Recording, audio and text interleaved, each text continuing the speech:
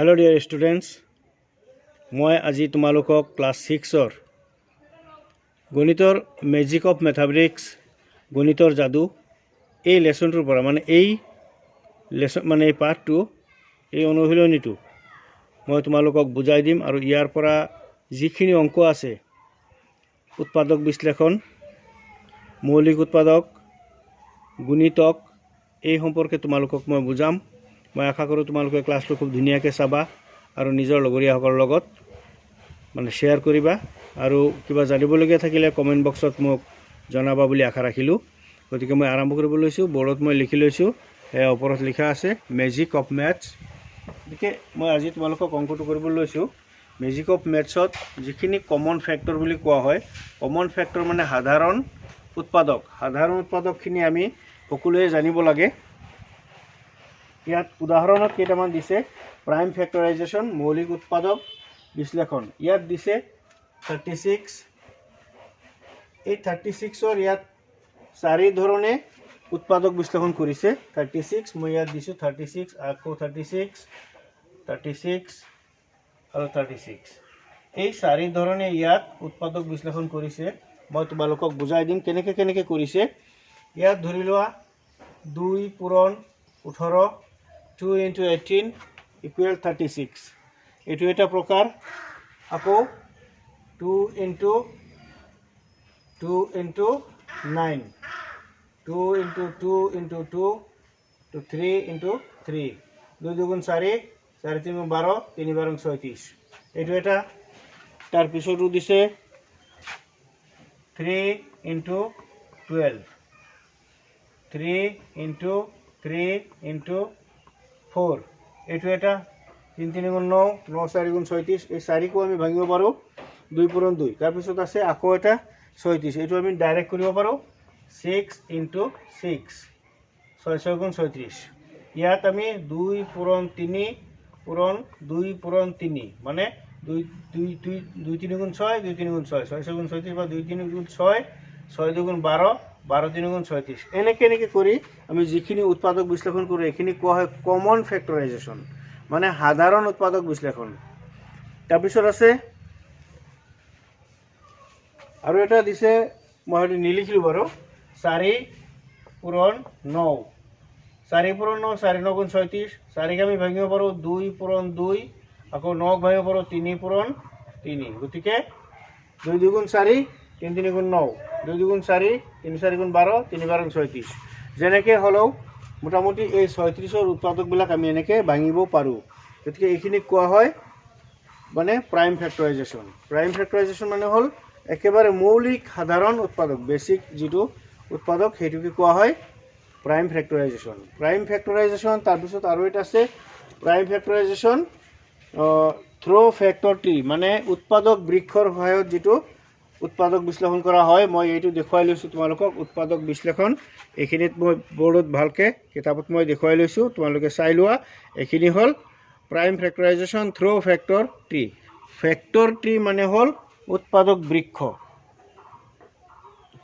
কি এখিনি মই মুহাৰি দিছো তাৰ পিছত আৰু নেক্সট উৎপাদক বৃক্ষটো বুজাই দিম তোমালোকে খুব মনোযোগেৰে অংকখিনি চাবা কাৰণ এলপিৰ পৰা যিখিনি লৰা ছোৱালীয়ে 5 লৈকে পঢ়ি গৈছে তেওঁলোকে সম্পূৰ্ণ আসামিজ মিডিয়ামত পঢ়িছে আৰু ক্লাস 6 পোৱাৰ লগে লগে তেওঁলোকে বা তোমালোকে পাবাগৈ ইংলিশ মিডিয়ামত গতিকে ইংলিশ মিডিয়ামত অলপ মনোযোগ বেছিকৈ দিব লাগিব অলপ গুৰুত্ব বেছিকৈ দিব লাগিব ইয়াত লিখিছে 80 টোক আমি যেতিয়া বৃক্ষ এটো হল গছৰ কবলৈ গলে ডাল এটো তলৰ পৰা ওপৰলৈ যাব পাৰে ওপৰৰ পৰা তললৈ আহিব পাৰে এটো হল 80 আমি জানো 2 into 40 মানে 2 40 গুণ 80 আকৌ 40ক আমি ভাঙিব পাৰো 2 20 কি হল 2 20s are 40 মানে 2 20 গুণ 80 তাই 2 20 গুণ 40 2 40 গুণ 80 তাৰ পিছত আকৌ এটোক আমি ভাঙিব পাৰো 2 into 10 2 10s are 20 তাৰ পিছত আকৌ আমি ভাঙিব পাৰো 5ক 2 5 এইটো এটা হল উৎপাদক বৃক্ষ অসমীয়াত কোৱা হয় উৎপাদক বৃক্ষ ইংলিশত কোৱা হয় factor tree factor tree. Tree মানে গছ, গছ মানে বৃক্ষ, চবেই জানে। তাৰপিছত আৰু এটা দিছে এশ। এশটো কেনেকৈ ভাঙিছে মই বুজাই দি আছোঁ, কিতাপতো দিয়াই আছে, লগে লগে আমি ভাঙিব পাৰোঁ। এইটোক আমি বেলেগ পদ্ধতিত ভাঙিব পাৰোঁ, 5 দি 20ক ভাঙিব পাৰোঁ, বা 2 50।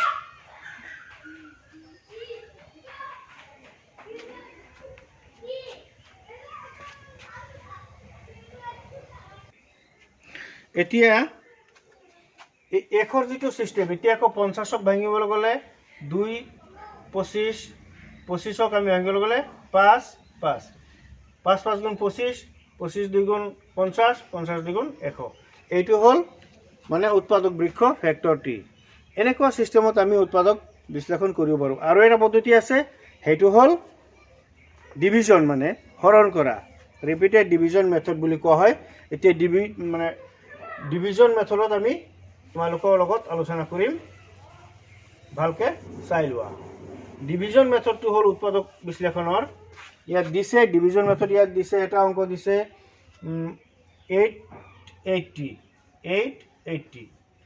880ক আমি উৎপাদক বিশ্লেষণ কৰিবলৈ হ'লে আমি ডিভিজন মেথডটো হ'ল এইটো শ্বৰ্ট ডিভিজন বুলি কোৱা হয়। শ্বৰ্ট ডিভিজন মানে চুটি নিয়মে হৰণ কৰা, শ্বৰ্ট ডিভিজন মেথড। এতিয়া লাষ্টত যদি যিকোনো সংখ্যাৰ একেবাৰে মানে এককৰ ঘৰৰ সংখ্যাটো যদি 0 আৰু 5 থাকে, তেতিয়া আমি 5ৰে ভাঙিব পাৰোঁ। 0 2 4 6 8 এইকেইটা সংখ্যা থাকিলে আমি 2ৰে ডিভাইড কৰিব পাৰোঁ, 2ৰে হৰণ কৰিব পাৰোঁ। এতিয়া লাষ্টত 0 আছে, 5ৰেও কৰিব পাৰোঁ আৰু 2ৰেও কৰিব পাৰোঁ, গতিকে আমি 2ৰে কৰিম। এইটো হ'ব LCM বুলি কোৱা হয়, মানে একেবাৰে লয়েষ্ট কমন মাল্টিপল, যিটো কোৱা হয় লঘিষ্ঠ সাধাৰণ গুণিতক। 2 8ত গ'ল 4 বাৰ, 8ত গ'ল 4 বাৰ, 0 0, আকৌ 2 4ত গ'ল 2 বাৰ, এই 4ত গ'ল 2 বাৰ, 0, মানে 2 0 0 বাৰ যায়, 2 0 গুণ 0 এনেকৈ। তাৰপিছত আকৌ 2 এইটোত গ'লে 1 বাৰ, এইটোত 1 বাৰ, এইটোত 0, আকৌ 2 যাব, 2 1ত নাযায়, গতিকে দুটা সংখ্যাক আমি ধৰি ল'ম। 11, 11ত যাব 5 বাৰ, 5 বাৰ গ'লে 5 2 গুণ 10, বাকী থাকিল 1, 1টো 0 লগত ধৰিলে 10, 10 2ত যাব 5 বাৰ। এতিয়া আমি এইখিনি কি কৰিম, 5ৰে হৰণ দিব লাগিব, কাৰণ একক বৰ্গৰ সংখ্যাটো 5। 5 55ত 5 55ত ডিভাইড হ'ব কিমান বাৰ, 11 টাইমছ, মানে 5 5ত গ'লে 1 বাৰ, 5 5ত গ'লে 1 বাৰ। এতিয়া 11টো মৌলিক সংখ্যা, এইটোৰ কোনো উৎপাদক নাই। There is no any factors of 11. 11ৰ কোনো ফেক্টৰ নাই। এতিয়া উৎপাদকটো কিমান ওলাইছে আমি এনেকৈ হিচাপ কৰিব লাগিব, 2 পূৰণ 2 পূৰণ 2 পূৰণ 2 পূৰণ 5 পূৰণ 11, 1 2 3 4, 1 2 3 4 5, এইটো 5 এইটো 11, বাছ এইখিনি আমি লিখি দিলেই এইটো উৎপাদক, এইখিনি হৈ গ'ল। এতিয়া এইখিনি কোৱা হয় মানে মৌলিক উৎপাদক হৰণৰ দ্বাৰাই, হৰণ পদ্ধতিৰ দ্বাৰাই মৌলিক উৎপাদক। ইংলিছত লিখিছে expression of prime factorisation by repeated division method. এতিয়া আহিছে common factors and common multiple. Common factor আৰু কমন মাল্টিপুল যিখিনি, সেইখিনিক আমি আলোচনা কৰিব লাগে। কমন মাল্টিপুল ইয়াত কৈছে ইউ ন' ডেট, তুমি জানা যে 6 ইকুৱেল 1 × 6, 2 × 3, মানে কমন মাল্টিপুল কোনটো? 6ৰ এটা কমন মাল্টিপুল 1 পূৰণ 6 সমান 6, 2 পূৰণ 3 2 3 গুণ 6, এইটো হ'ল কমন মাল্টিপুল বা ফেক্টৰ। আৰু ফেক্টৰ বুলি ক'লে যেতিয়া কমন মাল্টিপুল আকৌ ফেক্টৰ বুলি ক'লে টোটেল লিখিব লাগিব 1 2 3 6, এইকেইটা হ'ল 6ৰ ফেক্টৰ। গতিকে তোমালোকে অলপ মনোযোগ দিবা আৰু ভালকৈ বুজিবলৈ যত্ন কৰিবা। মই তোমালোকক এতিয়া অনুশীলনীৰ পৰা এটা দুটামান অংক কৰি দিম বুলি ভাবিছোঁ। LCM HCF এই এনেকুৱা ছিষ্টেমৰ কেইটামান অংক, গহাগু লহাগু উলিওৱা অংক মই তোমালোকক কৰি দিম। গতিকে এই অংকখিনি তোমালোকে এইখিনিতে থাকক, তাৰপিছত মই নেক্সট ক্লাছত সেই কৰি দিম। গতিকে অংকটো চোৱাৰ বাবে মই ধন্যবাদ জনালোঁ। আজিলৈ ইমানতে থাকক।